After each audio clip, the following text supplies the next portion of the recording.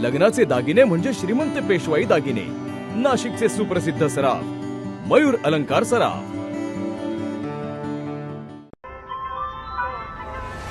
ताज्या बातम्यांसाठी नाशिक न्यूजच्या YouTube चॅनलला सबस्क्राईब करा आणि बेल आयकॉनला प्रेस करा।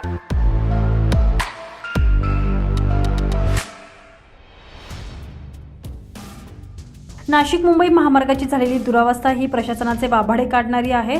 दरम्यान सर्वच राजकीय पक्षाकडून या रस्त्याच्या दुर्दशेबाबत आंदोलन केलं जात आहे। आज राष्ट्रवादी शरद पवार गटानं नाशिकच्या घोटी टोल नाक्यावर आंदोलन केलंय। यावेळी घोटी टोल नाका बंद पाडण्यात आलेला आहे। राष्ट्रवादी शरद पवार गटाचे कार्यकर्ते या ठिकाणी चांगलेच आक्रमक झाल्याचं पाहायला मिळालंय। यावेळी त्यांनी घोटी टोल नाक्यावरील वाहने टोल न भरता सोडलेली असून प्रशासनाविरोधात जोरदार घोषणाबाजी केली। वारंवार निवेदन देऊन देखील नाशिक मुंबई महामार्गाच्या दुरावस्थेबाबत कुठलीही ठोस उपाययोजना केली जात नसल्यानं आज राष्ट्रवादी शरद पवार गटानं आंदोलन छेडलेलं आहे। घोटी टोल नाक्यावर जोरदार घोषणाबाजी करण्यात आलेली असून सरकारविरोधात जोरदार रोष व्यक्त करण्यात आलेला आहे।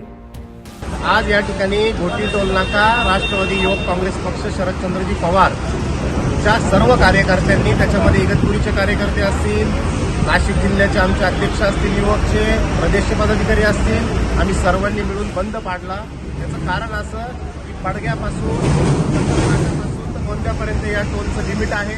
त्याच्यामध्ये अत्यंत मोठे खड्डे या ठिकाणी आम्ही 7 तासाच्या वरती कालावधी हा नाशिकहून मुंबईला जाण्यासाठी लागतो आणि हा रोड अंडर कन्स्ट्रक्शन असताना कुठल्याही प्रकारचा टोल वसूल करण्यात येऊ नये।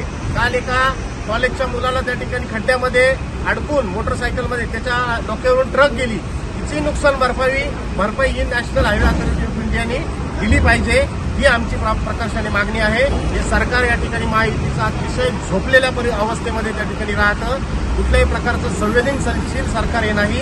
आम्ही नागरिकांचे हाल कुठल्याही परिस्थितीने पाहू शकत नाही। नागरिकांना, गाडीधारकांना संजय परमार, नाशिक न्यूज, नाशिक।